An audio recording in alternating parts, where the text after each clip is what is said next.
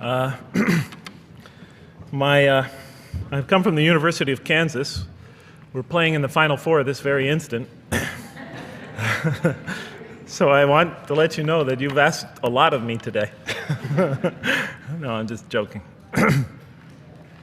All right, very briefly, I just want to talk a little bit about what the Quran has to say about the purpose of life. I think this is an extremely important subject, especially for Muslims living in America, because we're sort of a minority, a new religion here, and many people are interested in what we believe. And I think the primary question that people want answered when they first consider another religion is how that religion views the purpose of life, the purpose of of our existence here. And so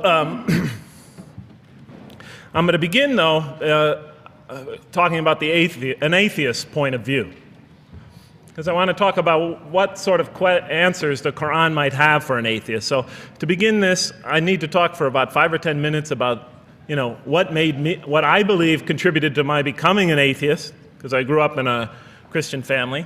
And then I'll talk for about 45 minutes or so about what I experienced in the Quran and how that sort of changed my perception. So it's very simple. But my wife always says I should summarize what I'm going to do before I talk, because it's easy to get lost in my speeches. And my wife doesn't have a lot of confidence in my speaking ability.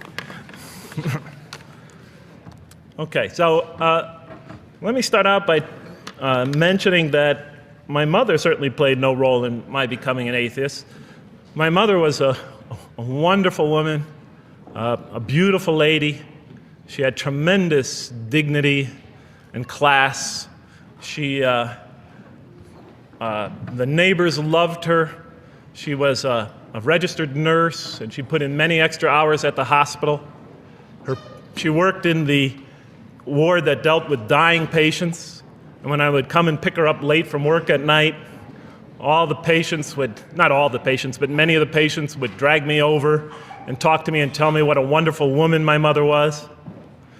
When she died, her funeral was packed, and person after person that came up to me had a story to tell about my mother and her goodness. Time and time again, people described her as, "Jeff, your mother is a true saint." She was a deeply religious woman, a great mother, a great teacher, a gentle person. She never cursed. I never heard her curse, swore, ever in her whole life. Never heard her speak to anybody rudely or speak about anyone rudely. She was a tremendous example of a truly religious person, and she didn't wear it on her sleeve. It was just slowly but surely you could see it just in her day-to-day interactions with people.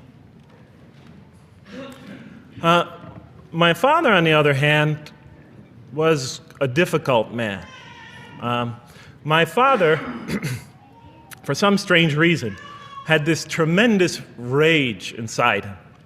I don't know where he got it. He had this terrible violence inside him. And every night, he would try to quell that violence with hard drinking. And his drinking, though, only made him all the more volatile. Because my father could be laughing and joking one minute, and he could fly into an angry rampage the next for some unexpected reason. You never know what would trigger it. And once he flew into that angry rampage, it would take, he would just go wild in the house would be in havoc, and he would rage on and on and on, and it would take an awful lot of liquor and several hours before he would finally go to sleep. And this would happen night after night after night. And so my 4 brothers and I was the 4th in line. My 4 brothers and I lived a frightening and precarious childhood. But I'd have to say the worst of it was watching my father regularly taunt and threaten and abuse my mother. And it would happen day in, day in, day in, day out, night in, night out. And it was a never-ending nightmare. You see, it's really not so bad when you're the target of your father's violence. You might think it's bad when a child is the target of their father's violence, but it's really not all that bad. At the moment of attack, you're really not thinking about anything except your own survival. when he's firing punches at you or kicking you on the ground or chasing you throughout the house, or when he's threatening you, I'm going to hurt you, bad boy, you're not thinking about anything at that moment except escape. While all that's going on, you're not thinking about the aftermath or consequences, the psychological repercussions or anything like that. And when it's all over, you might even excuse the onslaught because you figure maybe you somehow deserved it. If not for what you did this time, maybe for something you did in the past. You could always put the blame on yourself. But a far worse fear is the terror that overcomes you when you watch your father go after your mother. Because she's the only source of warmth and kindness, of love and protection that you know. And if he were to take that away, from a little boy's standpoint, then you've lost everything. But far worse than the fear is the guilt. And it comes over you from several directions. First of all, there's the guilt that comes at you upon you from the growing antipathy you have towards your father. Because we're taught to love and respect our parents, and we are born with this natural bonding attachment to them. But when you watch something like this happen night after night after night, and this rage is growing inside you, you're being pulled in opposite directions. Then there's also, of course, the guilt that comes when you think that you might be the cause of this night's violence. Maybe something you said or did that you didn't even realize triggered it. Maybe just your father's dislike of you triggered an argument between your mom and him that is now raging on downstairs. But the worst guilt of all, and it is by far the very worst, is knowing that you did nothing to stop your father from hurting your mother.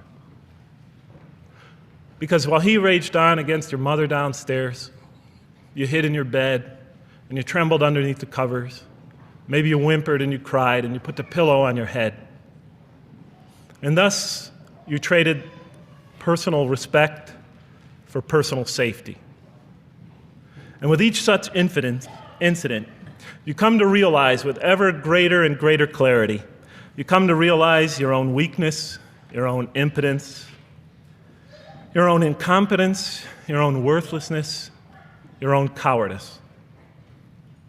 And the hate grows and festers inside you, not only for the man that you call father, but for yourself as well. It is a terrible, terrible thing to make a young boy choose between his mother and himself. It is extremely unfair. I noticed that tomorrow there's going to be tomorrow morning, a lecture about spousal abuse given by Dr. Shaheen Rizwan. I hope you'll all attend it. I think it's a very important subject. When I was little, I used to daydream about life without my father. I just wanted the violence to go away. I wanted not to be afraid anymore. I felt like I was trapped in a bad dream and there was no way out. And so I prayed to God again and again and again to remove my father from our lives. But he was always there, and very soon I began to wonder if God really was. I could not fathom why God would subject my mom to such lifelong punishment. I could not imagine what great sin she must have committed, or that we, her children, must have committed to deserve my father. I didn't have the maturity to sort out such questions, but I had enough fear and anger to provoke them. I was too young to see the wisdom in allowing my mom to suffer the violence and abuse of my father. I was too young to understand why God would let innocent children tremble night after night after night in their beds, fearing that they might not see their mother the next morning. I was too young to see how the mercy of God could even extend to my father with all his terrible failings. All I could see in my world was chaos and violence and fear, and so it became easy for me to question the existence of God, and I began to do that at a very early age. I think I'll even say that the turmoil of the 60s and 70s, that's the age when I was a teenager, in the late 60s, early 70s, only reinforced my skepticism. when John and Robert F. Kennedy were assassinated or Martin Luther King was gunned down, when Vice President Agnew was kicked out of office and Richard Nixon soon after him, when the race riots erupted in city streets like mine, and gang fights erupted in our cities, many of those which I was involved in, when I saw the bizarre and senseless carnage of Vietnam, they all confirmed the lesson that was already ingrained in me and that my father had taught me so well, that the world is dominated by random, consuming, undiscriminating violence. And very soon I began to ask why. Why would God make it that way? Why wouldn't he just pop us into heaven from the first and spare us all this suffering? Why does he let little children in Vietnam get napalmed and run down the street naked on fire when they had done nothing to deserve it? Why does he let the race riots go on? Why does he let the leaders be assassinated? Why does he just let the violence go on and on and on for people who had nothing to do with it? It wasn't of their own making. Why didn't he just make us angels and pop us into heaven if he could make us angels, which I was always taught he could? Why did he make us so susceptible to sin? Why didn't he make us impervious to it, like he made the angels? Is this the best world he could create, I thought? Is this the most perfect world he could create for our existence, for our beginning? I just couldn't figure it. And all the explanations I received from priests and doctors and lawyers, from whoever, spoke to me or taught me, they just didn't make sense to me. In any case, so I became an atheist when I was 16, even though I was going to Catholic school at the time. Declared myself an atheist in one class. It was a confrontation between me and a priest. We were talking about God and the purpose of life. And I expressed my views, and he said, well, then you don't believe in God. I said, well, I guess I don't. And then through my junior and senior year of high school, I got an F in religion, even though I continued to do very well on the tests. In any case, when I was 28, to make a long story short, some friends of mine gave me a copy of the Quran. And one night I was sitting in Diamond Heights, my apartment in Diamond Heights in San Francisco. I was working that time at the University of San Francisco. I was 27, 28 at that time, I can't remember. And I ran out of stuff to read, and I took this gift that my friends gave me and I began to read it. And I came to the first verse. Well, I opened the Quran, read the first page, then the second, and then very quickly, in the second surah, about 37 verses into the Quran, I came upon the story of mankind. And I have to admit, I read through it very quickly. It was about 9, 10 verses long, story of the first man and woman. And I recognized some of the details. It was similar to what I had learned when I was a child, but I noticed that there was something wrong. It was apparent to me that whoever authored this Quran, of course I wasn't a Muslim at the time, so I didn't have any idea who that was, whoever authored this Quran clearly did not understand the real meaning of the story, because they had obviously gotten the details confused. They didn't even understand the whole purpose of the story. And so I just read through it once, and then I read through it again, just to try to see what kind of point the author was making, and then I read through it a third time and a fourth, and then I realized this is something strange going on here. I'm going to read this much more carefully. I'm going to need to go through this story line by line, verse by verse, because it's obvious that the author is trying to bring out another point. And I wasn't quite sure what it was, but definitely he packs a lot of meaning into almost every word. And I thought the writer, at least, seems to have a great measure of brilliance. And so I'll try to sort of take you through what my experience was as quickly as I can. So I came to the 30th verse of the second surah, Surah Al-Baqarah, and it began like this. It said, "Behold, your Lord said to the angels, I am going to place a vicegerent on earth." The Arabic word is khalifa. It means a representative or an emissary of mine.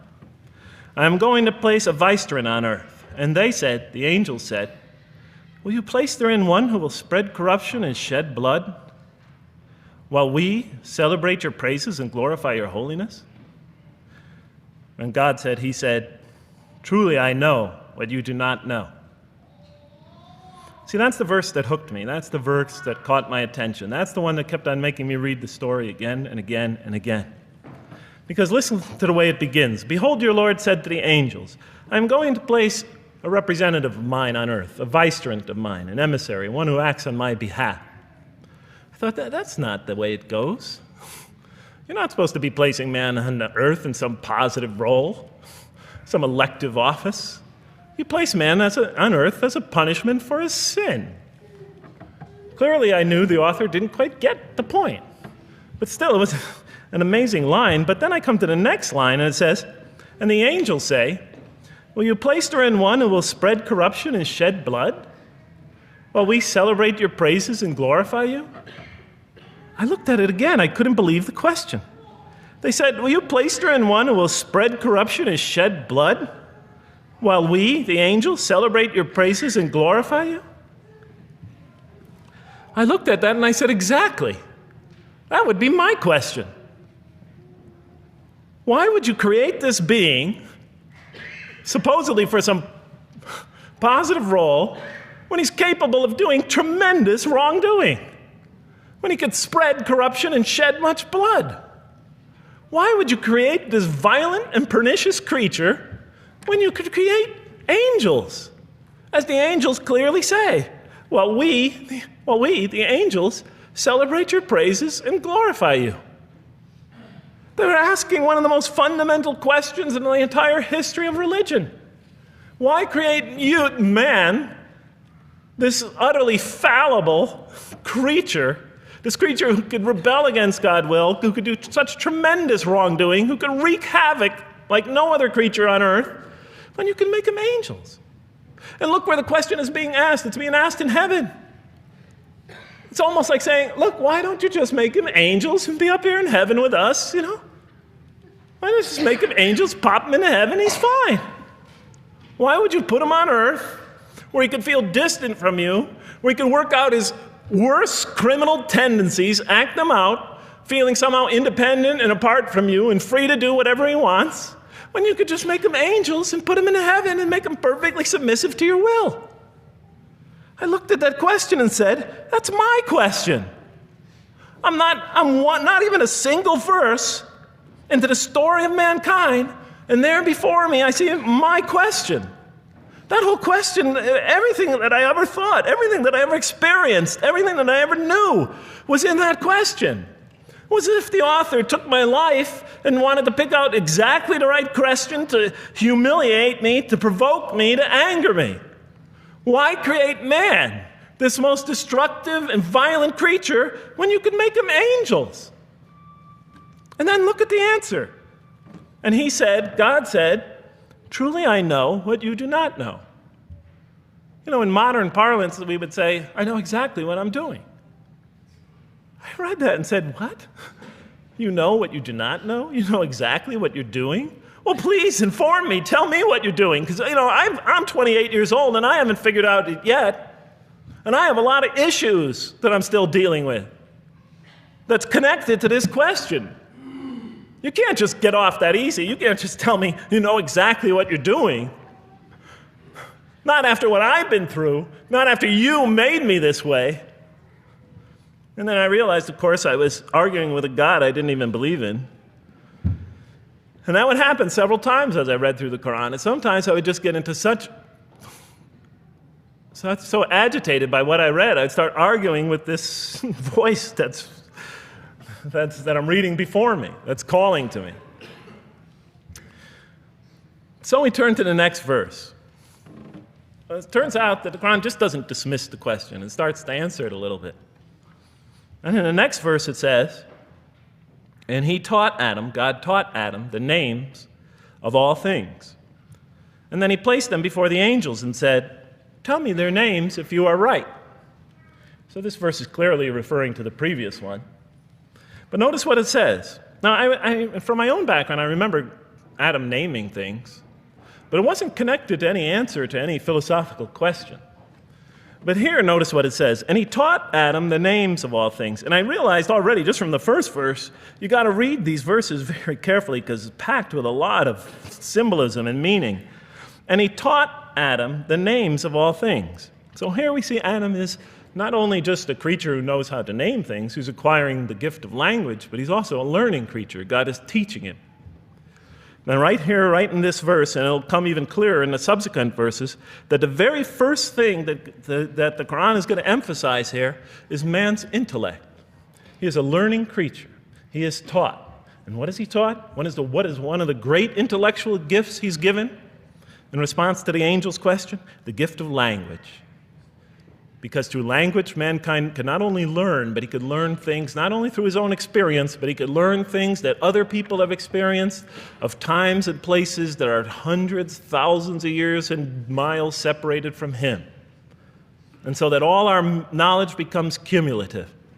Every generation learning from the generation before it. I'm learning today from authors I read from other sides of the world that may have existed 2,000 years ago. And so we all contribute to our collective learning and knowledge. And so what I'll see later in the Quran, when the Quran will emphasize this again and again and again. Like in one verse it says, read in the name of your Lord who created a man out of a tiny creature that clings. Read, it commands the reader. For your Lord is most bountiful. Why is he most bountiful? What great gift did he give you? For he taught man the use of the pen, and through it taught him what he otherwise could not know. And time again, the Quran will call upon man to use his intellectual faculties and swear by his intellectual faculties and to use them correctly because they play a fundamental role in guiding him to truth. I never came upon a scripture that puts so much emphasis on the correct use of our intellectual faculties, on the harnessing of reason in helping us attain to faith. And he taught Adam the names of all things. And then he placed them before the angels and said, tell me their names if you are right. Okay, you have this you have this natural question about this creation of mankind. Here, this mankind is this human being, this human creature is a learning creature. He has many intellectual gifts. Here, I'm going to place these things before you. Tell me their names if you are right about man. And what did the angels say? In the next verse they say, glory to you. We have no knowledge except what you have taught us. In truth, it is you who are knowing, the wise.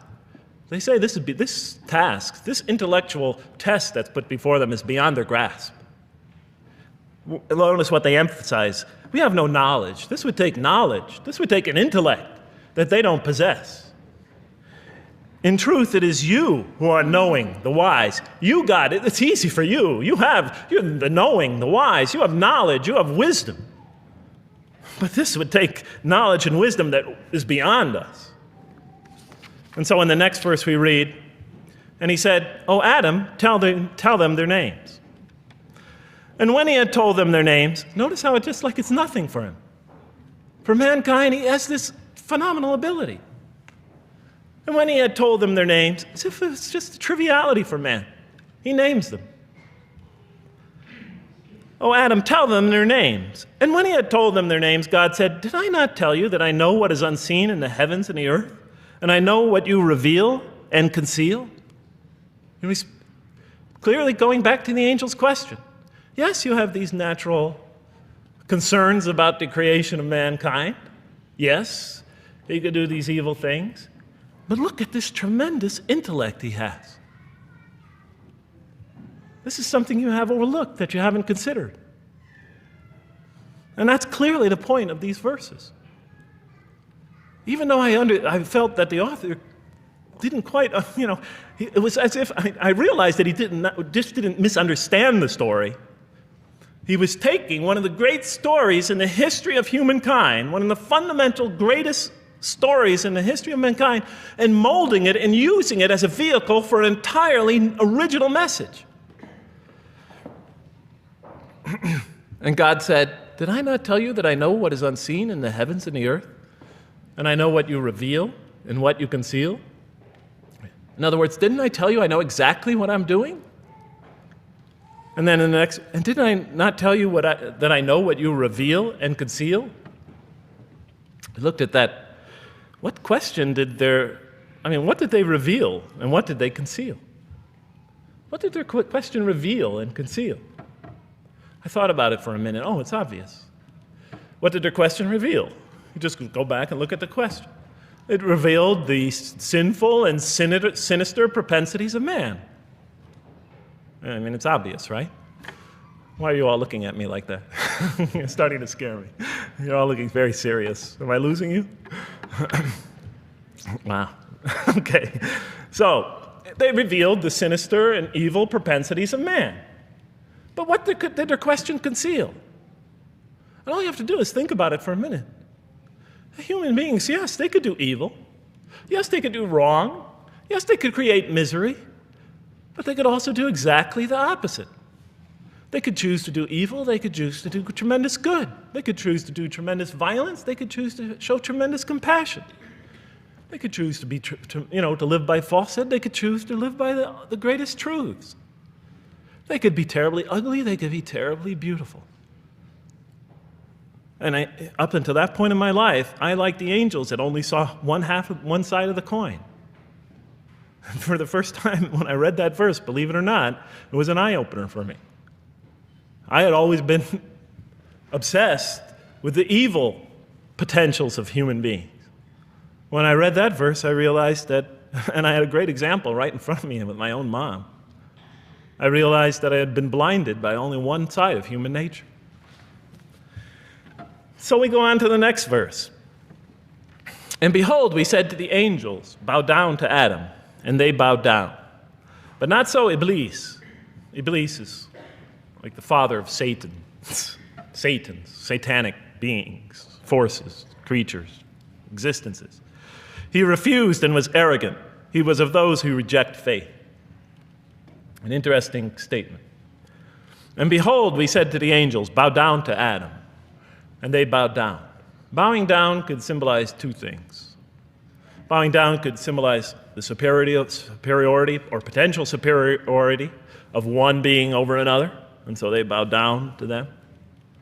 Bowing down could also mean that they serve that creature in some respect. Of course, the Quran says that all beings serve God, all created beings serve God.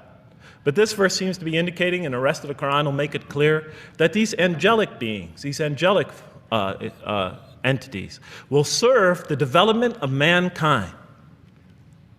We'll even see later that the satanic beings serve the development of mankind. Both forces, angelic and satanic, will serve the development of mankind. Because one will present man with a choice to do the most altruistic things. The other will simultaneously try to influence man in the opposite direction. And so human beings will be moral creatures, and they'll have to make moral decisions. And it's in those moral decisions that they will grow spiritually and morally as human beings. And they'll take that into the next life.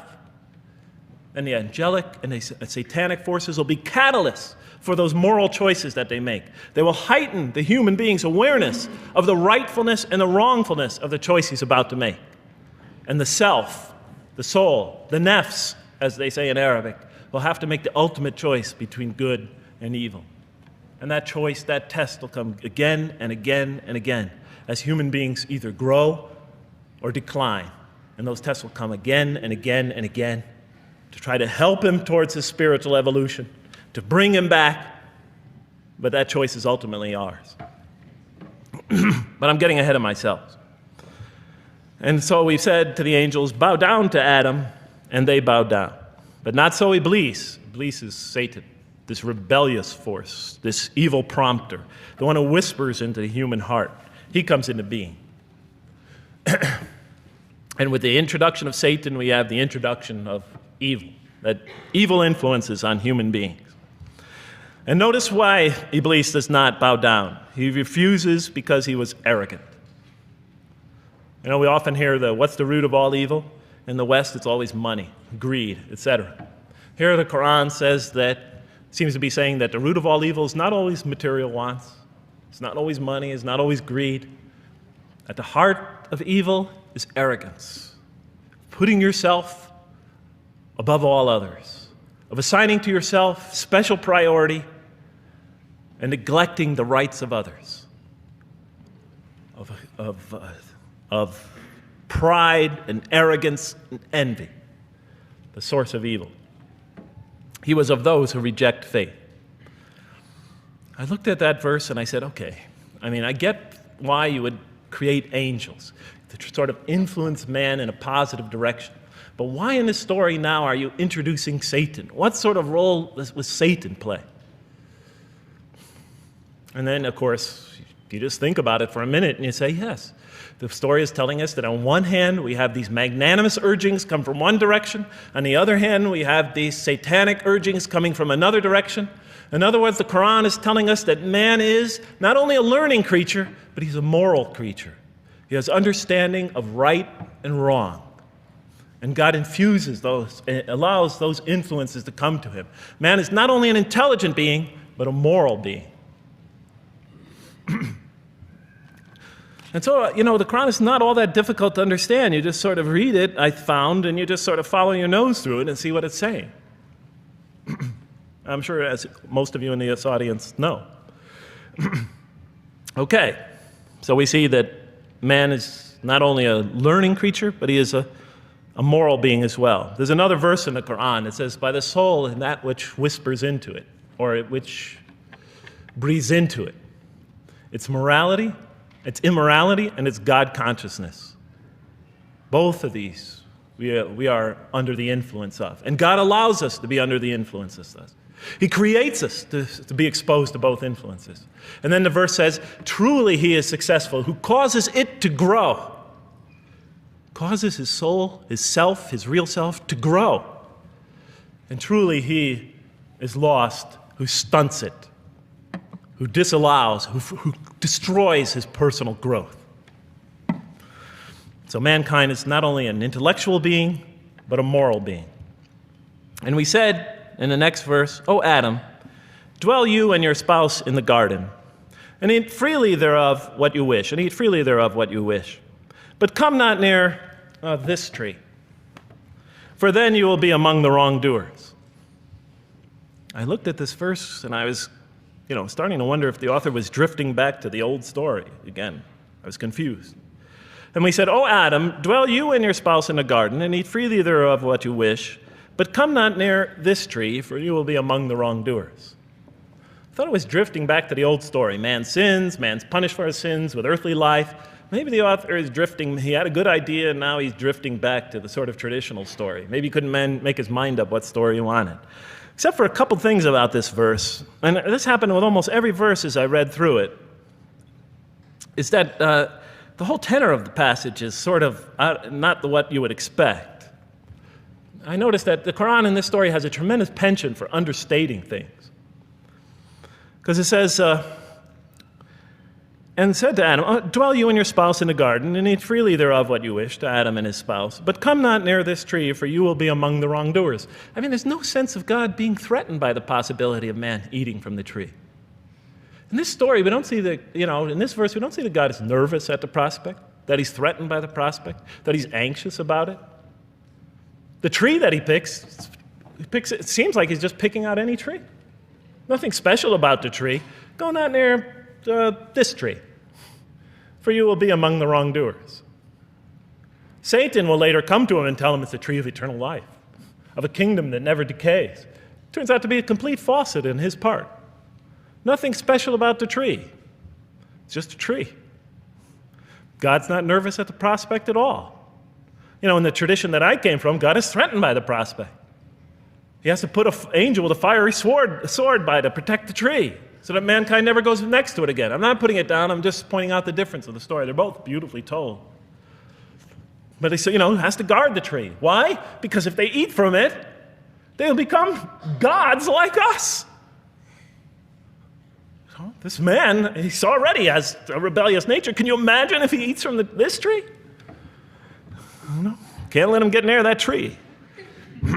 But here, just, calmly says, but if you do, you will be among the wrongdoers. God is not worried about himself. He's just warning man, making it clear that if you do this, you've committed a wrongful deed.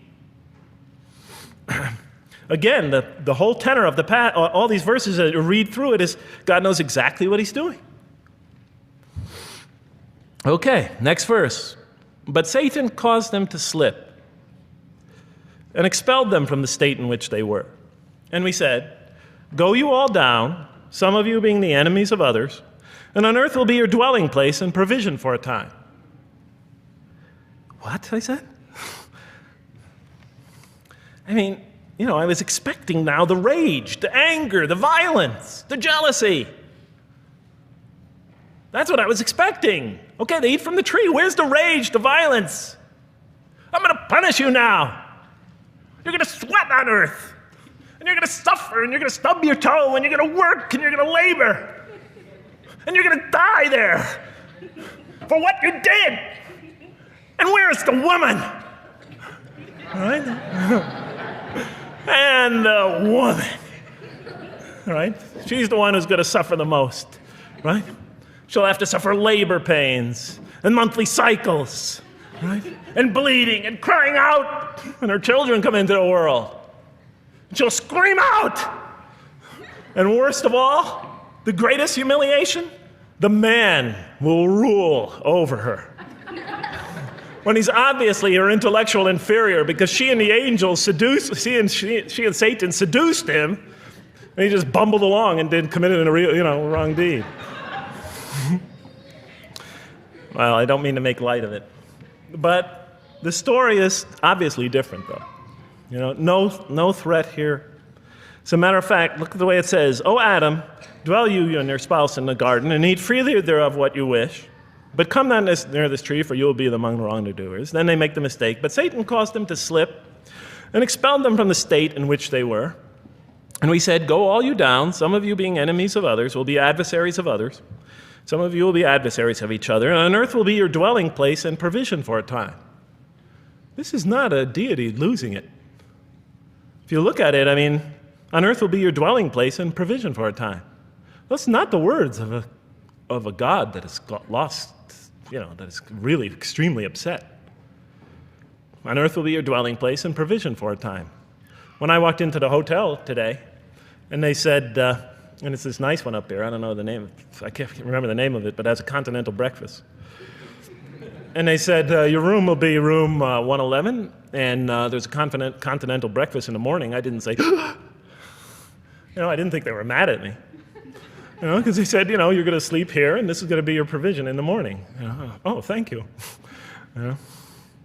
But notice something else about this verse. When you read these verses for the first time, I don't know, maybe I'm nuts, and many people think I am. But when you read these verses for the first time, this is just so much that catches your attention.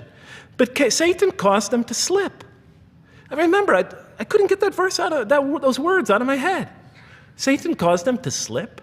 To slip? The greatest sin in the history of the human race, and it's called a slip?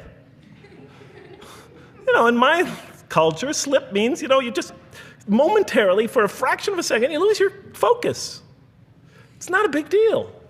My Uncle Bob used to always say to me, "Jeff, I'm sorry I'm 5 minutes late, I slipped up." The understanding is it's no big deal. It's just a slip. That's what we say when we make a minor mistake. I slipped up. Don't worry about it. Never happen again. A slip, I said? Momentary loss of focus?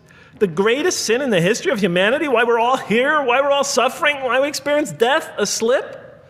I didn't believe it. I went to my Arabian friends at that time. I didn't know any Arabic. They came to this verse. We went through it line by line. I said, now don't change any words. Just read them one at a time. But Satan made them, and I said, okay, this one right here. What does it mean? Tell me what that means. They looked at it. It says, slip. Slip. And expelled them from the state in which they were. A slip, I thought? But then maybe I was trying to force the traditional understanding, the traditional interpretation. Maybe it was just a slip. After all, they didn't commit murder. They didn't commit robbery, rape, pillaging, assault. They ate a couple of pieces of fruit. It's not the greatest sin in the history of humanity by any means. And then the next verse says, and then they were expelled from the state in which they were. Well, what state were they? Let's see now. Let's go back from where we started. First, mankind is being taught. We see he's an intellectual being. Then we show he's a moral being. Moral being means he's a being that's going to have to make choices. And then God gives him this choice. It's not a huge deal. It's not the gravest sin in the history of humanity by any means. It's minor by any standards. They make it, though. We see that God originally intended to put man on earth as his vicegerent. We see a period of preparation where he's being prepared intellectually, where he's growing intellectually, where he's growing as a moral creature. When does God finally put him on earth? What signals that he's ready to begin? He makes his first independent choice. It's not the worst deed in the history of humanity. It's minor on anybody's scale, but it shows that mankind is ready to act on his own, to be his own, to make his own choices, that God has empowered him to make choices, and he's ready to make them and carry them out and see them most often to their expected ends, if God wills. And that seems to be the only real significance of it. But I thought, maybe I'm getting this wrong. Maybe God just blows off into an angry rampage the next verse. So I look at the next one and it says, "And then Adam received words from his Lord. And God turned to him mercifully, for he's oft returning, ever merciful." Well, if I had any doubts up till now that God is not enraged by what this has happened, that God hasn't prepared mankind for this choice, for what was eventually going to happen, that all this was preparation for mankind to begin his earthly sojourn in this famous allegory. If I had any doubts before now, I had them, certainly didn't have them after reading this verse. This verse is entirely consoling, reaching and merciful, reaching out to mankind in mercy. Mankind goes to earth. He's obviously afraid. He obviously feels remorse. He's in an unfamiliar environment. And what does God do? He turns to him. He turns to him. In Arabic, the word has the meaning of like a father turning towards an infant or a child or somebody, or a parent, a mother turning towards her child. And he turns to him mercifully, and for God is oft returning, ever merciful. And Adam receives words from his Lord. What kind of words? Probably words of consolation, words of hope, words tell him not to be scared. And in the next verse, we see those are exactly the type of words that Adam receives. He says, "Go down," Adam and his spouse, "go down from this state, all of you together."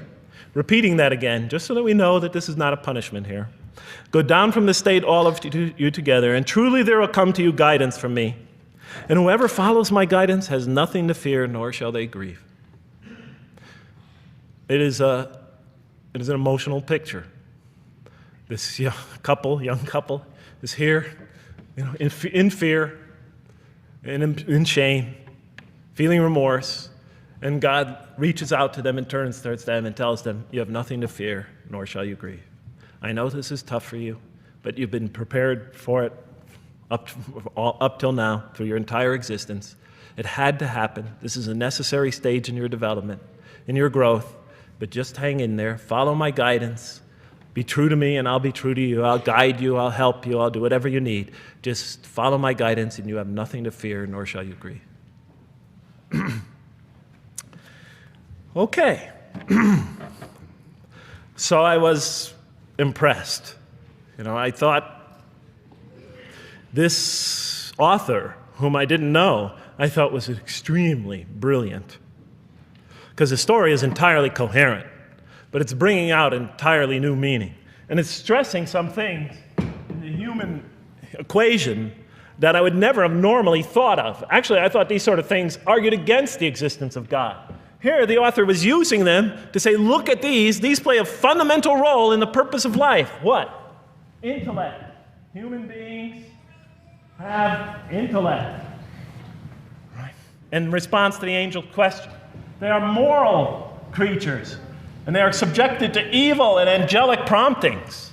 And they have to choose between them again and again and again throughout their existence. And their growth, which the Quran talks about frequently, is going to depend on that. We're here to grow, as we will see. But it emphasizes choice. Human beings are creatures of choice.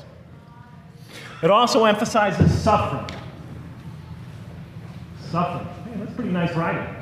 It also emphasizes suffering. Human beings are going to suffer here on earth. That's the first thing that the story mentions. Spread corruption and shed blood?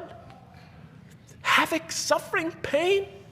Yes, these three things play essential roles somehow, the story is saying, in our development on earth, in our very purpose of our development. These are the three things we've always had the most trouble grappling with, all theologies have. Why give us intellect?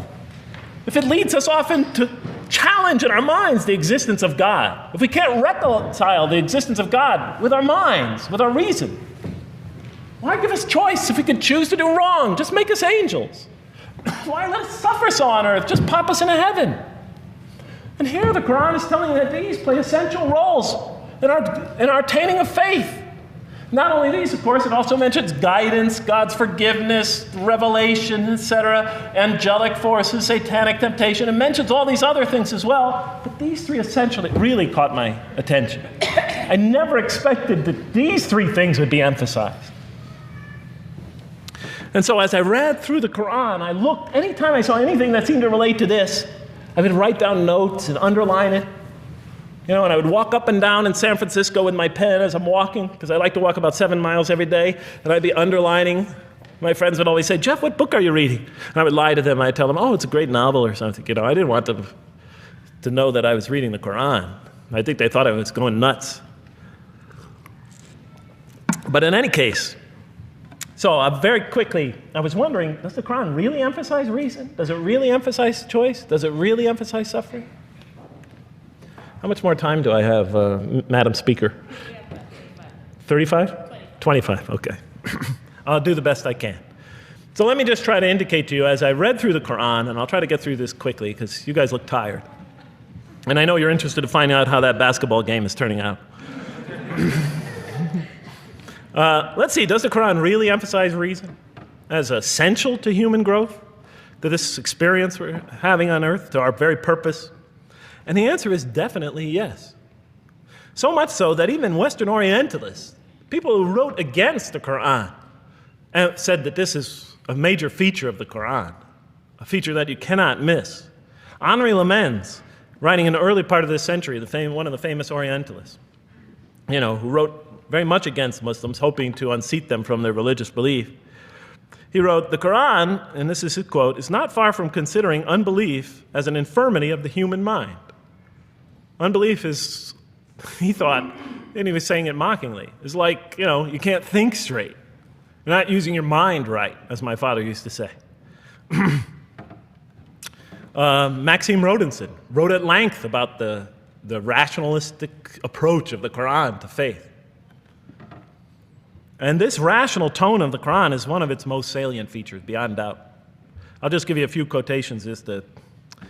One of its fundamental themes is that people ignore or reject God's signs and corrupt religion precisely because they do not use their reason.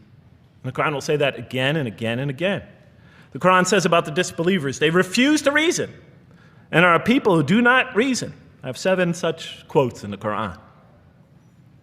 The Quran will say, "Will you not reason?" It mentions that 14 times to the reader.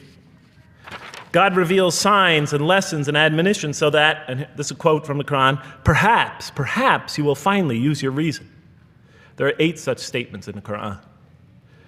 From the Quran's viewpoint, reason and faith are allies, just as illogic and false belief are allies. And it clearly sets the conflict along these lines. It says the right way has henceforth become clear from error.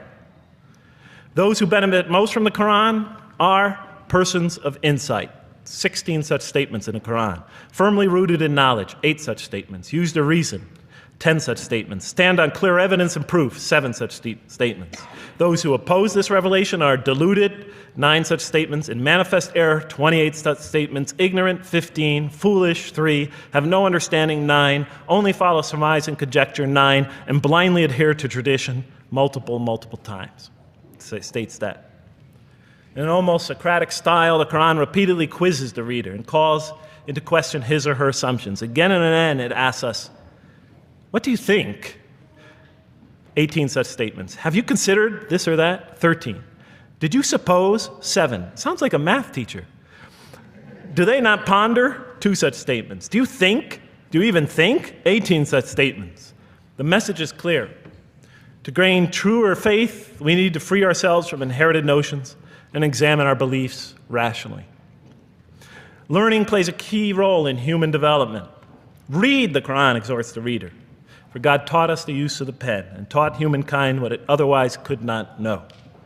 In life, nature, and history, in the Quran, there are signs and lessons for those who are wise. There are 21 such statements. The Quran states over 100 times that it has been revealed to make things clear. I thought the author of this Quran must have had a strong mathematical insight, a natural mathematician. All throughout, when I was reading, I was trying to imagine what he must have been like. God teaches humanity both directly and indirectly, and sometimes so subtly that we are unaware of his instruction. Thus, he tests us in multifarious ways. Of course, I just want to make it clear, Muslims believe God himself is the author of the Quran. Sometimes I give this speech and people come away and ask me, Jeff, who is the author of the Quran anyway? But I didn't know. So I was just trying to figure it out. Repetition is indicative of the importance given to certain ideas. It should be observed that the Arabic word for knowledge in the Quran, ilm, appears 854 times in the text in its various forms. It's one of the most frequently occurring words. So the Quran really does put great emphasis on reason in our spiritual quest. Does it put great emphasis on choice? Well, here's what it has to say. Let there be no compulsion in religion. The right way is henceforth clear from error. It's a choice, and it must be freely made. And it's a choice between correctness and error, between right and error, between reason and falsity. Had God willed, he could have indeed guided you all, it says in the Quran. I went, why not? I thought. Why not just guide us all? Why let some of us choose to go this way and that way? The Quran was constantly provoking me as I read it. Do not the unbelievers know that had God willed, he could have guided all mankind? Oh, do not the believers know that had God willed, he could have guided all mankind? Okay, I'm an unbeliever, I thought. Tell me, why didn't you guide all mankind? If you want us to be in conformity of your will, just make us that way. And if we had so willed, we could have given every soul its guidance. Why did you let us be creatures of choice? Just program us to do the right thing. Never make a wrong choice. Had God willed, he could have made us all one community. He could have made us clones of one another. But he didn't. It wasn't part of his plan. Enlightenment has come from your Lord. He who sees does so to his own good. He who is blind is so to his own hurt. It's your choice. It says it again and again in the Quran. Remember when I was reading this, I was a disbeliever. And this scripture is constantly reminding me, it's your choice, Jeff. It's no compulsion in this. It's your choice. It's up to you. You're probably not reasoning correctly here. Think a little harder. Come on, try. Just a few more steps. And whoever is guided is only to his own gain, and whoever is stray, I am only a warner. It's your choice. We have revealed to you the book with the truth for mankind. He who lets himself be guided does so for his own good. He who goes astray, it's to his own hurt. It's his choice. There are many, many such references. I'll stop there. But you get the point. The Quran clearly emphasizes that choice plays a key role in our development. But what about suffering? Suffering's the biggie, right? That's the real major question. What does the Quran have to say about suffering? Because every religion deals with suffering in a different way. It's either something you have to be saved from, and so some religions stress salvation, or it's something that you have to sort of transcend through meditation and training so you can sort of not feel it so much, get above it and beyond it. Some religions see it as primarily punishment. Some of the more ancient religions see it as the result of the precarious and whimsical, control of many gods working against each other, playing with human beings. Different religions have dealt with it in different ways. But almost all of them, I would indeed say all of them, have sort of seen it as something not so good. But let's see what the Quran has to say about it. Something to be avoided, to transcended, to be saved from. The Quran says just the opposite. You are going to experience it. You will suffer in this life. And it plays a fundamental role in your development, in your growth, and in what you are to become. This scripture didn't just say you're going to experience it. It said you should embrace it. You should struggle through it. Your life should be a struggle, it says. It should be a jihad. Yeah, right? But that's what it says. Jihad means struggle. When the Quran most says jihad, it's very seldom, it's most often not in the context of fighting. Qital is the Arabic word for fighting. But it says even in the Mecca verses, long before Muslims had to defend themselves against their oppressors, it mentions that you have to struggle in the path of God. With the Quran, it even says. Struggle in the path of God with this Quran. Life is a struggle. It says in one verse, most assuredly we will try you with something of danger and hunger and the loss of worldly goods, with the loss of your lives and the fruits of your labor. Most assuredly we will try you. It's not just talking about evil people, good people. But give the good news, the glad tidings. Be happy for those who are patient in adversity and suffering. Good news, I thought? Doesn't the author understand the terrible effects of suffering? Give the good news to those who are patient through adversity, who when calamity befalls them say, truly unto God we belong and truly unto him we shall return. In other words, that this could benefit them. It was a remarkable statement. Here's another one. Do you think that you can enter paradise without having the like of those who passed away before you? And the next verses start to explain these people were good people who suffered terribly. Do you think that you can enter paradise without going through the same? Why, I thought? Why do we have to suffer in life? Misfortune and hardship befell them, and so shaken were they that the apostle and the believers with him would exclaim, when will God's help come? These are good people. When will God's help come? Oh, truly, God's help is always near. You will certainly be tried in your possessions and yourselves, the Quran tells the reader. You're going to face hardship. It's guaranteed. Every soul must taste of death, and we try you with calamity and prosperity, both as a means of trial. And to us you are returned. You are going to have hardship here. There is going to be no heaven on earth. This environment is made to be an environment of adversity. It is made to be an environment where you have to work, where you have to struggle, where you have to strive. And it plays a key role. Oh man, truly you've been toiling to your Lord in painful toil, but you shall meet him. You're toiling, yes, but you shall meet him. We certainly created man to face distress. What, I thought? We certainly have created man to face distress. You made us to face distress? Does he think that no one has power over him? Sometimes people get, so down, they just think, this can't be a God. Look how I'm suffering. He will say, I have wasted much wealth. Some people just become totally devoted to worldly aims. Does he think that no one sees him? Have we not given him 2 eyes to see with, a tongue, and 2 lips to communicate with, to learn from by communicating? Can't he see around him? Can't he tell from communication with other people? Haven't we pointed out to him the 2 conspicuous ways? What are the 2 conspicuous ways?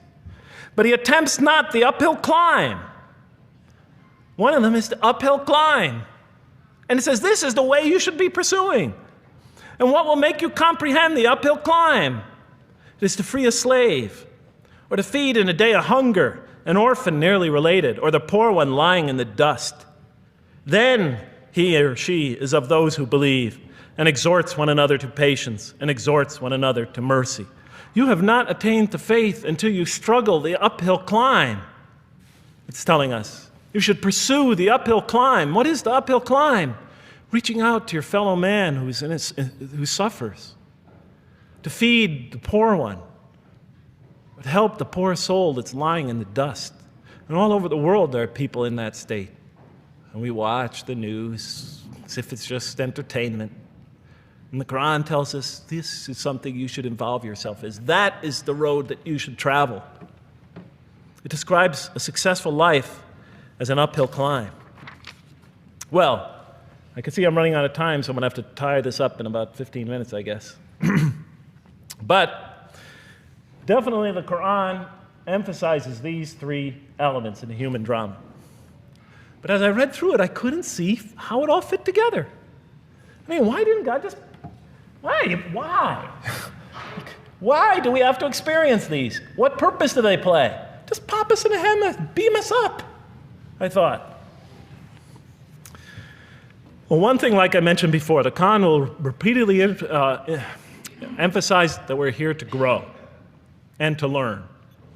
And I'll give you 4 or 5 quick verses because I know you're tired.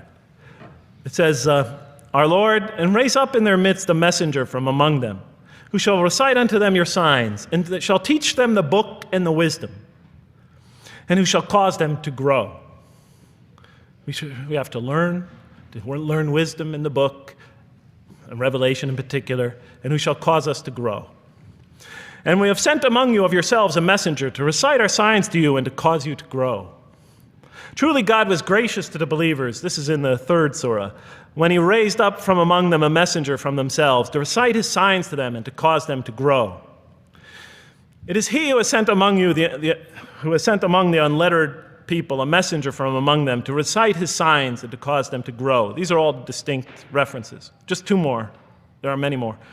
And the soul and that which breathed into it, its immorality and its God consciousness. He is indeed successful who causes it to grow, and he is indeed a failure who stunts it.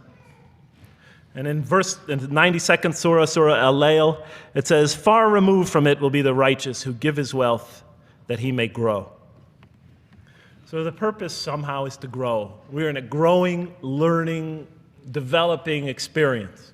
We weren't just created when we came into the world. This is actually a stage of our creation. Just as our development in the womb was a stage in our creation, our essential stage in our physical creation, this is an essential stage in our personality creation, in the creation of our real being, that which we take into the next life, our essential selves. We've gone from the physical creation in the womb, primarily physical, now to the human creation, the personality creation in this stage. I thought maybe I'm, projecting my own neurosis into the scripture. Maybe it doesn't really emphasize that life has a purpose. But time and time again, I would find it does. For example, just quickly it says, those who remember God standing and sitting and lying down and reflect upon the creations of the heaven and earth and say, Our Lord, you did not create all this in vain. You did not create all this in purpose. Just when I was starting to think, maybe the Quran really doesn't state a purpose of life. It really doesn't mean there's a real purpose of life. Maybe I'm reading into it something that is there. I would come upon verses like that would force me to just read a little further, make me think, well, maybe it's just around the corner. We have not created the heaven and the earth and whatever is between them in play. If we wished to take a sport, we could have done it by ourselves, if we were to do that at all. God doesn't create to satisfy his whims or fancies or entertain himself. Do you think that we created you purposely and that you will not be returned to us? It says in the 23rd surah, the true sovereign is too exalted above that.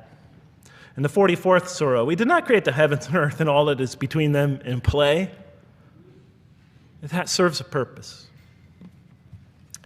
Now, what sort of purpose can it possibly serve? So I tried to, apparently the Quran speaks about believers and those who are the rejectors. You have the believers on the one hand, the rejectors on the other. Now, apparently God has created us to be believers. So I tried to study what the Quran has to say about the believers, and it's a natural thing to do, to see what it wants us to become, if it has anything to do with these essential elements that it stated. I mean, it's a natural way to approach it. I think you agree. Do you agree? Somebody nod your head. That's what I say to my math students. Just one head nod is enough for a mathematician. Get one head going, okay, I did my job. Okay. So, how does the Quran describe the believers? What are they supposed to attain to? What is their ultimate thing that they're supposed to get? What are they ultimately supposed to achieve? And it's very clear when you read the Quran that what they will achieve in this life and will experience to so much greater degree in the next is they will experience a relationship of love with God. They will turn to God in love, and God will turn to them in love. In the Quran, God's mercy, compassion, forgiveness, kindness, beneficence, warmth, generosity, all the things we normally think associated with God are freely given to all mankind. But when the Quran speaks of God's love, we would normally think of that as God's love. But when the Quran speaks about God's love, it's talking about something very special. His love is always presented as a relationship between two. If we do not turn to God in love, then we just receive His mercy, forgiveness, kindness, beneficence, warmth, generosity, all those wonderful nurturing things, His nurturing, and we reject it. And so we never really experience that love because we never really turn to it and open ourselves up to it. It is always there for us, but unless we enter into that relationship, that love, that give and take, that relationship of love is never develops. We reject it, and that's what the word kafir means. It means to reject, to turn your back, to ignore, to throw something, a gift that someone gives you behind your back. And so the Quran tells us that the believers will experience this sublime relationship of love. It says, "Yet there are men who take others besides God as equal, loving them as they should love God. But those who believe love God more ardently. Say, if you love God, follow me, and God will love you and forgive you your faults, for God is the forgiving, the merciful. O you believe, if any from among you should turn back from his faith, then God will assuredly bring a people he loves and who loves him." And throughout the Quran, I'll mention time and time again that God loves the believer. God loves this type of person. God loves that type of person, and so forth and so on. So it's quite, and I'm trying to pick the speed up here, so you'll have to excuse me for that. But it is apparent from the Quran that one of the purposes of creation, maybe the essential purpose of the creation, is to produce from this subset of humanity that will freely enter a relationship of love with God. They will not only experience the beauty of other relationships in their lives, but this love that they will experience with God is the sublime experience that they will enjoy. Not only in this life, but infinitely greater in the next, when all the distractions, all the masks are stripped away. Okay, I thought, you created us to love you, for us to turn to you in love and to experience your love, to receive and experience your love. But why do you need these? Just pop us into heaven, love us, and make us love you. Program us to love you. You'll make my dog love me. Do the same sort of thing. I kept on coming back to the same issue. Just do it. Okay. Still couldn't see it, and I was almost through the Quran, and I thought either I'm dumb or this scripture just never really got to it. Okay, so I didn't give up. I thought, okay, what's the next natural thing to do? Okay, so we're here to develop this relationship of love with God. The Quran tells us that, if we are believers and we do good, we'll experience great joy and peace in this life, not only through our relationship with God, but through complementary relationships with all the people around us in this world will be a one for us of peace and serenity, even though we have to struggle and survive and suffer.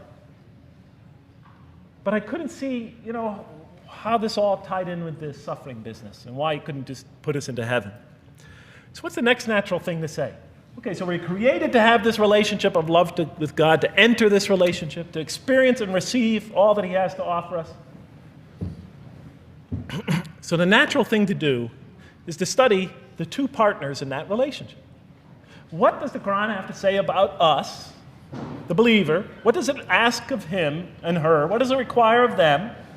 And then what does the Quran tell us about God? And then is there some essential nexus, some essential connection between them, and does it have anything to do with these? Because if the Quran doesn't show that, then the essential link that links all this together, that pieces it all together, is missing.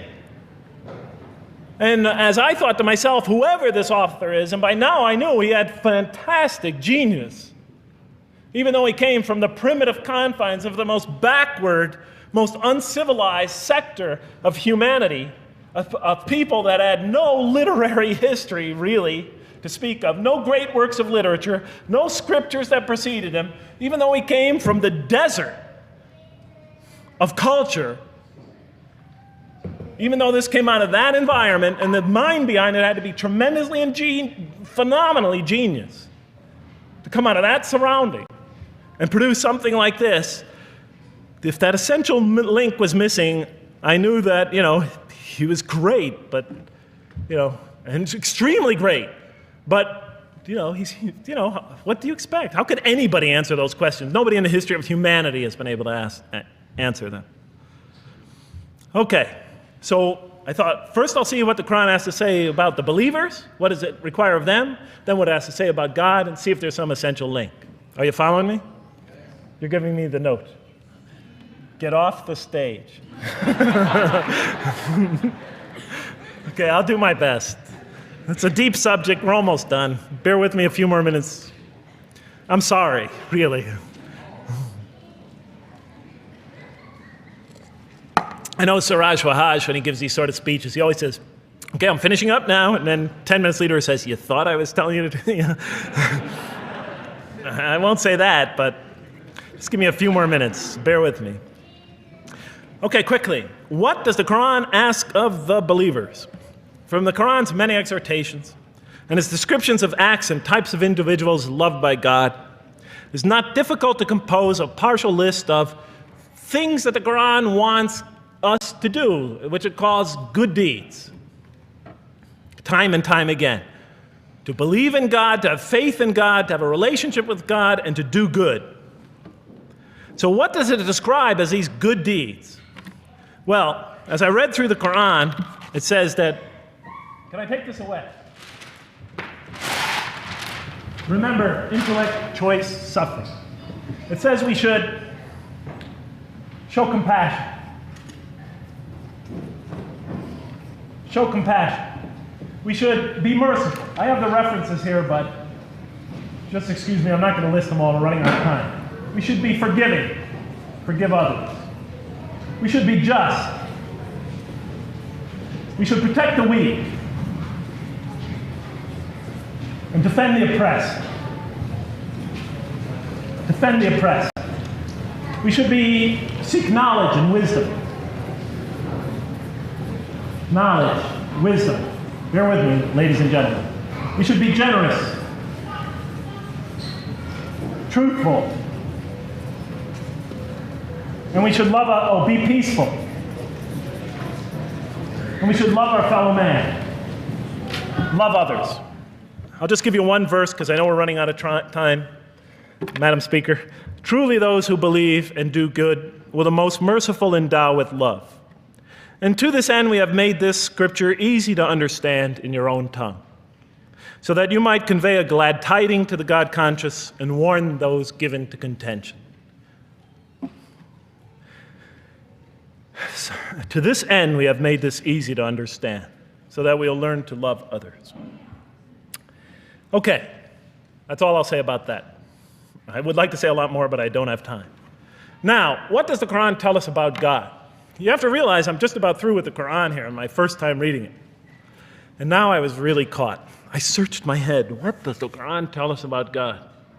It tells us nothing could be compared to him. That he's outside anything that we may compare to. That our definitions do not encompass him. That our reason cannot comprehend him. That he is transcendent and we are finite. That he is immortal. He transcends time and space and we are bound by it. That he is immortal, we are mortal. He is uncorporeal, we are corporeal. That we have no way of comparing ourselves to him. Nothing could be compared to him. I thought, oh my God, I'm so close and yet so far. Because I'll never understand the essential link between us and God and why these three things fit into place. Because the Quran tells us that we could never really quite understand God. Or at least that's the way I thought. And so I put down the Quran when I had finished it. And much to my dismay, I was honestly disappointed because I thought the author made a brilliant try. But he never quite made it. And so I was sitting in front of, about 3-4 weeks later, I was sitting in Diamond Heights in my apartment watching a football game, I think it was. And sometimes things just slip into your minds when you least expect them. And I'm sitting there watching it, and all of a sudden into my mind came a thought. And I said, wait a minute. The Quran does tell us so much about God. It tells us again and again and again, but somehow I just missed it. Just skimmed over it every single time. Because if you turn to almost any page, if you turn to the beginning of any surah, you could see time and time again essential information about God that I just thought was sort of a literary device, something to make it just sound more beautiful. Because if you turn to the beginning of any surah, you'll see the words Bismillahir Rahmanir Rahim, in the name of God, the most merciful, the most compassionate.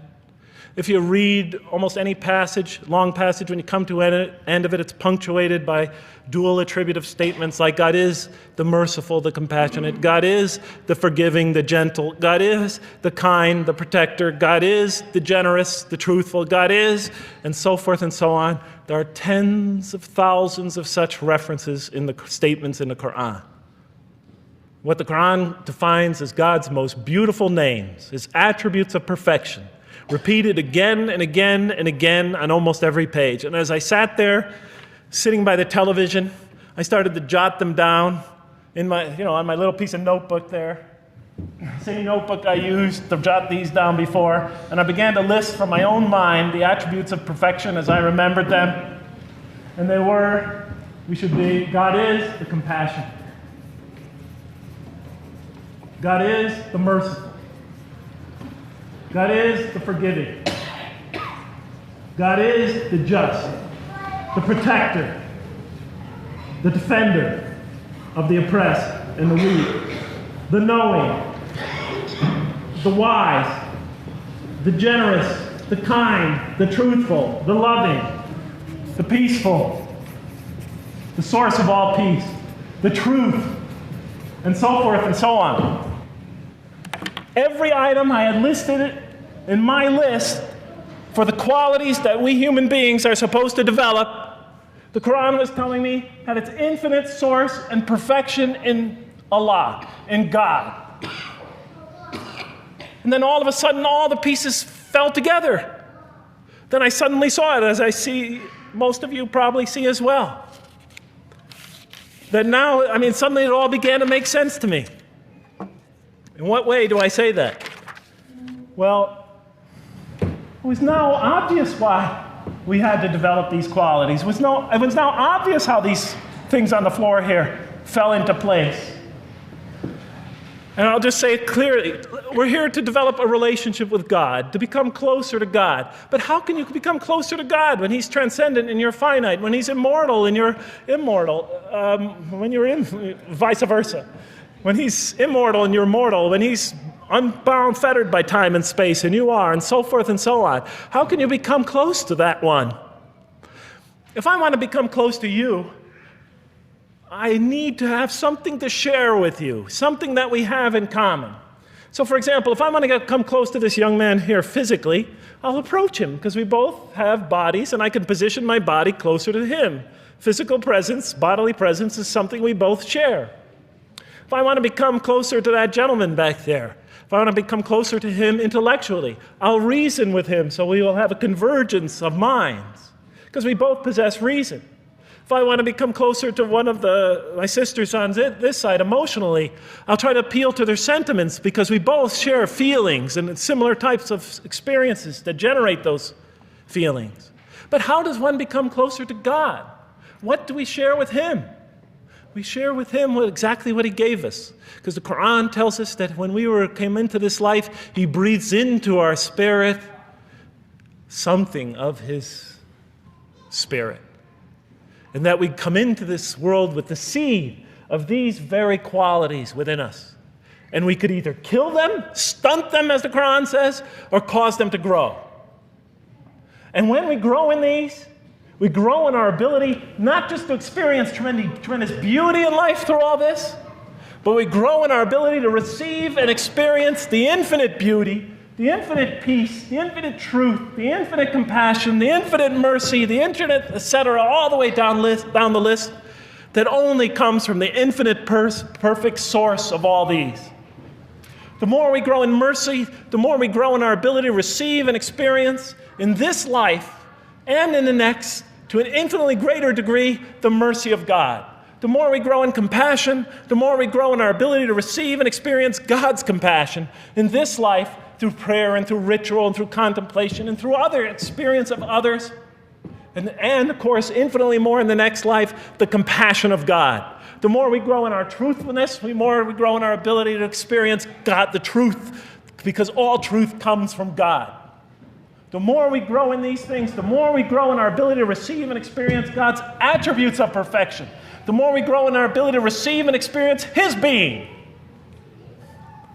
And that sort of nearness we are growing to Him is tied to our essential nature and to His. It's more than just physical nearness. It's more than just a convergence of ideas. It's more than just a convergence of feelings. It's a convergence of essential beings. It's the closest type of nearness two can feel, two can experience. I'll just give you a quick analogy, because this helped my children. Let's pretend I have a goldfish, a dog, and 3 children. 3 daughters, let's say. And I do have 3 daughters. No matter how much of my love, compassion, forgiveness, caring I pour upon that goldfish, it could only experience it to a tiny degree. It might not even really be aware of it, because it's a very primitive creature. But my dog, on the other hand, when I show it all my kindness, all my love, all my compassion, all of what is essentially me, it can experience it to a much higher degree than my goldfish. And through its interaction with me, through its own trying to give its own self to me, we could experience a quite wonderful relationship.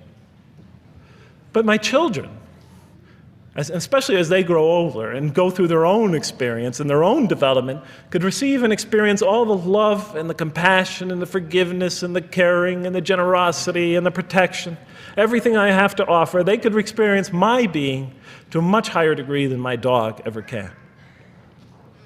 And we could have a relationship of beauty that I could never have with my dog. As much as I love animals, having had 3 daughters, I know that the relationship that you have with 3 beautiful daughters could never even come close. No other relationship could approximate that. Of course, my relationship with my wife is also extremely beautiful, and she might hear this. And she's a wonderful woman, really. I mean, she's the source of so much beauty. But, okay, Madam Chairman, I am ready. So that seems to bring it all together. So now, I thought, wait a minute. That doesn't explain this. Why the intellect? Why the choice? Why the suffering? I thought, you almost had me, this Quran. You almost duped me. You almost tricked me, seduced me into accepting this philosophy. But wait a minute.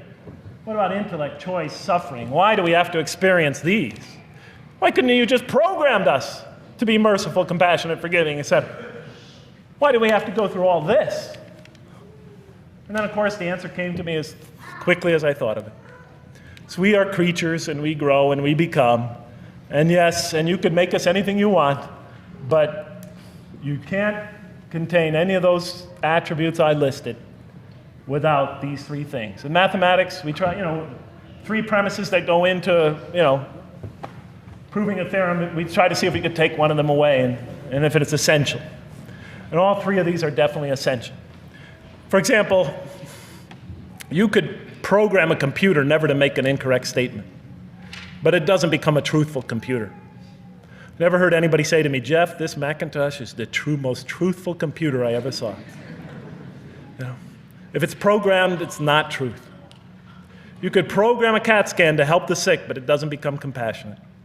Never heard a doctor say, Jeff, if you want to see a compassionate CAT scan, you come right over here. Right? Because all those things, compassion, forgiveness, truth, caring, love, all are born out of choice, suffering, and reason. In order to do a compassionate deed, when we consider reaching out to someone in compassion, that person, first of all, that's inconceivable without the presence of suffering, an environment where there's suffering. And when we decide to help them or not, we reason in our minds, what is this going to require of me? It's going to require some suffering on my part, some of my giving of myself. And without that mental process, it doesn't become a compassionate deed. And if it isn't by choice, it's not a compassionate deed. It's that choice that makes it compassionate. Same thing with truth. Truth is a choice between telling the truth or not telling the truth. Oftentimes we tell it when we're at risk to our own personal loss. The more suffering that might come out of that choice, the greater is the truth behind it, the greater the act of truthfulness.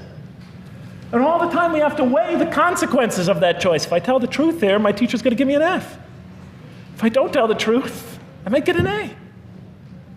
We weigh it in our mind. Last example, the famous wedding vow. Do you take this woman to be your wife in sickness and in health, for richer or for poorer, until death do you part? What are they asking us? Do you knowingly make this choice, understanding full well what's at stake here? That it might involve richness but poverty, health or sickness, that suffering's going to be involved until death. Once a young lady told me, you never really loved me. Because when the growing got tough, when things got hard, when we hit rock bottom, when my life fell apart, you just got up and left. And she was right. And she understood full well that that's what love is all about. It is through giving and suffering together and hanging in there with each other and not bailing out and persevering through suffering, making that choice and knowing what you're doing. All those three things are essential. So it's very easy to see why the Quran stresses these. For in order for us to grow in these, I dropped it, we have to have these. And that's why it's very easy to see, ladies and gentlemen, why the Quran, 30 seconds, Madam Chairman, why the Quran talks about sin as self-destruction. The Quran says when we sin, we commit, the Arabic word is dhulm, or zulm, however dialect you have. Dhulm against ourselves. We oppress, we destroy ourselves. Because when we don't grow in these, when we grow in the very opposite of these, we are literally destroying ourselves. When we grow into the things that are antithetical to these, we are destroying our natures and will not allow ourselves to receive and experience the beauty that could be in store for us this life and the next. It's like coming into this world and developing in the womb none of the physical things you need to experience comfort and joy and peace and happiness on a physical level in this life. It's as if you're coming into this life and you've destroyed yourself physically somehow in the womb, and you came into it and you had nothing to protect you from the cold, from the heat, from the harshness of the elements, from germs, from disease, nothing to protect you, nothing to satisfy, give you the ability to satisfy your thirst or your hunger, nothing for you to experience any physical comfort. This is all that matters as we go into the next life. If we don't develop these through our relationship with God, our very purpose of our being, then we will experience terrible suffering in this life, worse than if we came into this life in a physical state that didn't avail us of any of the comfort of this life. And so it'll be worse than fire. It'll be worse than endless fire. It'll be worse than the worst hell we could possibly imagine. So the Quran tells us, that yes, when it talks about heaven and hell, it's used very powerful symbolic language, but what it essentially is telling us is imagine the greatest joy and wonder and peace and serenity you could ever experience, and that's what's open to you on the one end. But on the other end, imagine the most terrible suffering that you could possibly bring on yourself, and you could also do that to yourself as well. And it'll be worse than anything you could have ever imagined. And the Quran tells us that God says on the day of judgment, I did not harm you in the least. You destroyed yourselves. And it could say that in total objective truth. And that's why the Quran, well, I think I'll leave it at that because Madam Speaker is about to shoot me. I still have other things to talk about, but I want to find out how that basketball game is going. So thank you so much for listening to me for so long. And may the peace and mercy of Allah be upon you all. I didn't mean to try to scare anybody at the end. That wasn't my goal. I was just trying to make a point. And may the peace and mercy of God be upon you all. Thank you so much. Assalamu alaikum.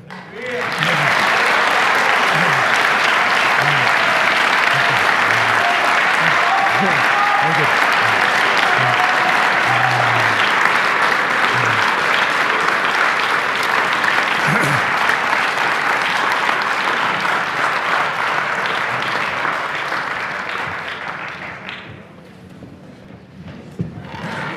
All right, we'd like to thank Dr. Lang for that very heartfelt, very long presentation. I have a few things to say before you all leave, so just be patient with me for a second.